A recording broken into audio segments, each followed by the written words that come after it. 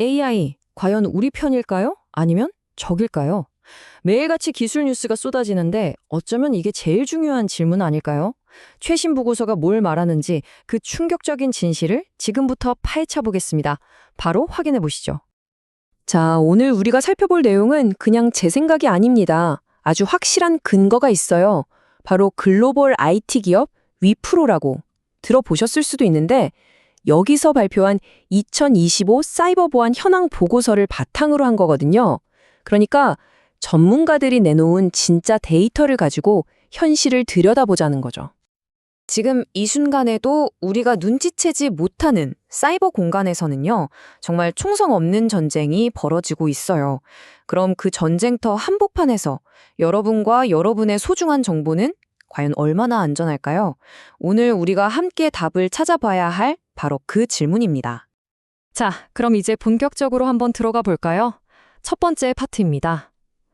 지금 당장 바로 이 순간에 벌어지고 있는 사이버 전쟁의 현실부터 한번 살펴보겠습니다. 이거 진짜 놀랍지 않나요? 국가가 뒤에서 조종하는 사이버 공격의 무려 86%가요.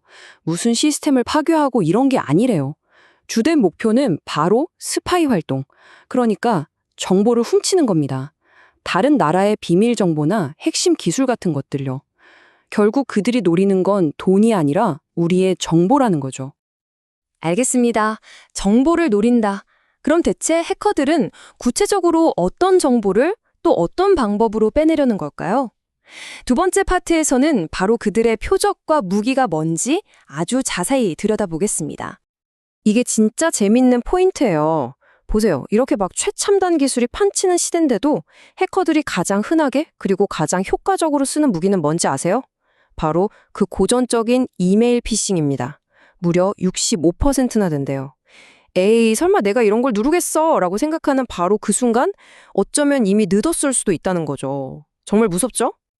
요즘 해커들이 노리는 건요, 그냥 단순한 이름이나 이메일 주소 이런 게 아니에요.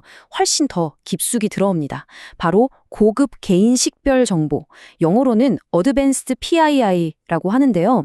이게 뭐냐면 여러분의 성별, 생년월일은 기본이고요. 주민등록번호, 운전면허 정보까지 말 그대로 나라는 사람을 증명하는 거의 모든 데이터라고 보시면 됩니다. 바로 이 차트가 모든 걸 말해줍니다. 이런 민감한 고급 개인정보가 포함된 해킹 사고 비율이요. 2023년에는 38%였는데 2025년 전망치를 보니까 무려 51%로 껑충 뛰었어요. 이게 뭘 의미할까요? 아주 명확합니다. 이젠 공격의 차원이 완전히 달라지고 있다는 뜻이에요. 그래서 핵심은 이겁니다. 정리해 드릴게요. 이제 해커들의 목표는 단순히 신용카드 번호 같은 걸 훔쳐서 한몫 챙기는 게 아니에요. 그보다 더 나아가서 여러분의 신원 자체를 훔쳐서 장기적으로 더 큰 범죄에 악용하려는 걸로 그 목표가 완전히 바뀌었다는 겁니다. 자, 들어보니까 상황이 꽤 심각하죠? 그럼 우리는 그냥 이렇게 속수무책으로 당하고만 있어야 할까요? 천만에요. 그렇진 않습니다. 세 번째 파트에서는 우리가 어떻게 방어 전략을 짜고 있는지 그 진화하는 모습을 한번 살펴보겠습니다. 다행히도 정말 좋은 소식이 하나 있습니다. 바로 기업의 컨트롤 타워라고 할 수 있는 이 사회가요. 이제 사이버 보안을 더 이상 그거 기술팀 일이잖아 이렇게 생각하지 않는다는 거예요. 회사 전체의 생존이 걸린 핵심 문제로 아주 심각하게 받아들이기 시작했다는 거죠. 이 슬라이드를 보시면 그 변화가 한눈에 보입니다. 예전에는 이사회의 책임이 좀 애매모호했잖아요. 그 비율이 51%에서 36%로 뚝 떨어졌어요. 대신에 이사회에 아예 사이버 보안 전문가를 앉히거나 전담위원회를 두는 선제적 대응 방식이 49%에서 64%로 확 늘었습니다. 그러니까 방어의 컨트롤 타워가 훨씬 더 똑똑해지고 강력해지고 있다는 증거죠. 그리고 이제는요, 무작정 돈만 많이 쓰는 시대는 지났습니다. 이 차트를 좀 보세요. 기업들이 어디에 집중하고 있나요? 바로 AI를 활용한 자동화 30%, 그리고 여러 보안 프로그램을 하나로 합쳐서 관리하는 도구 통합 26% 같은 곳에 집중하고 있어요. 한마디로 더 똑똑하게 돈을 쓰고 있다는 거죠. 효율성이 핵심입니다. 와, 이 숫자는 정말 주목하셔야 합니다. 97%. 거의 모든 조직, 그러니까 100군데 중 97군데가 제로 트러스트라는 보안 방식에 최우선으로 투자하고 있대요. 이게 좀 어려워 보이지만 간단해요. 원칙은 아무도 믿지 말고 모든 것을 검증하라. 이거거든요. 비유하자면 공항 보안 검색대 같은 거예요. 우리 회사 직원이라고 해서 그냥 어서 오세요 하고 통과시켜주는 게 아니라 들어올 때마다 신분증 보여주고 짐 검사하고 매번 철저하게 확인하는 거죠. 아주 강력한 방어벽입니다. 자, 드디어 네 번째 파트입니다. 여기서 오늘의 가장 핵심적인 질문을 다뤄볼 거예요. 이 양날의 검, AI. 과연 우리에게 구원자일까요? 아니면 우리를 파멸시킬 파괴자일까요? 먼저 AI의 밝은 면, 구원자로서의 모습부터 보시죠. 이 표를 보면 AI가 얼마나 똑똑한 방패가 되어주는지 알 수 있어요. 예를 들어서 진짜 같은 피싱 이메일을 AI가 만들어서 직원들한테 보내고 대응 훈련을 시키고요. 44%. 또 전 세계에서 쏟아지는 수많은 위협 정보를 순식간에 요약해서 알려주기도 합니다. 41%.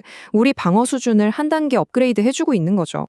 하지만 바로 그 똑똑한 AI가 만약에 여러분의 목소리를 완벽하게 똑같이 흉내내서 부모님께 전화를 걸어서는 엄마 나 급한데 돈 좀 보내줘 라고 한다면 어떨까요?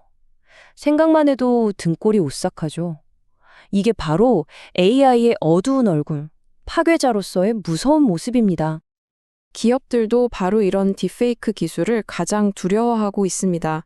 CEO 목소리나 얼굴을 흉내내서 사기를 치거나 42%, 회사에 대한 악의적인 가짜 영상을 만들어서 브랜드 이미지를 한순간에 무너뜨리는 것 35%, 신뢰가 모든 것인 사회에서 신뢰를 뿌리부터 흔드는 정말 무서운 무기가 될 수 있는 거죠. 이건 그냥 걱정이 아닙니다. 실제로 벌써 일어나고 있는 일들이에요. AI 관련 보안 사고를 보면 의도치 않게 데이터가 새어나가거나 31%, 사람들이 AI 모델을 나쁜 목적으로 사용하는 경우 31%가 가장 많았어요. 이건 뭘 뜻하냐면 AI 기술 자체가 아직 우리가 100% 완벽하게 통제하지 못하는 내재된 위험을 안고 있다는 걸 보여주는 겁니다. 자, 그럼 이제 마지막 5번째 파트입니다. 이렇게 복잡하고 새로운 위협들이 계속해서 나타나는데 과연 우리를 지켜줄 가장 강력하고 근본적인 방패는 대체 뭘까요? 정답은 아마 좀 의외라고 생각하실 수도 있어요. 수많은 기업들이 가장 큰 사이버 위험으로 꼽은 게요. 어떤 최첨단 해킹 기술이 아니었습니다. 바로 보안 인식 부족, 다시 말해 사람의 부주의를 꼽은 곳이 무려 44%나 됐습니다. 네, 맞습니다. 결국 이 모든 첨단 기술의 전쟁터에서 가장 약한 고리이자 동시에 가장 강력한 방패는 놀랍게도 AI도 아니고 수십억짜리 보안 시스템도 아닙니다. 바로 우리, 사람이라는 거죠. 오늘 이야기의 마지막 질문을 여러분께 던지면서 마무리하겠습니다. 이 AI 시대에 과연 무엇이 더 중요할까요? 우리를 지킬 수도 공격할 수도 있는 이 엄청난 기술일까요? 아니면 그 기술의 방향을 결정하는 사람, 바로 우리 자신일까요? 한 번쯤 깊이 생각해 볼 문제입니다. 오늘 제가 준비한 이야기가 여러분께 조금이라도 도움이 되셨다면 구독과 좋아요로 응원 꼭 좀 부탁드립니다. 여러분의 그 응원 하나하나가 저희에겐 정말 큰 힘이 되거든요. 더 깊이 있는 정보로 다시 찾아뵙겠습니다. 감사합니다.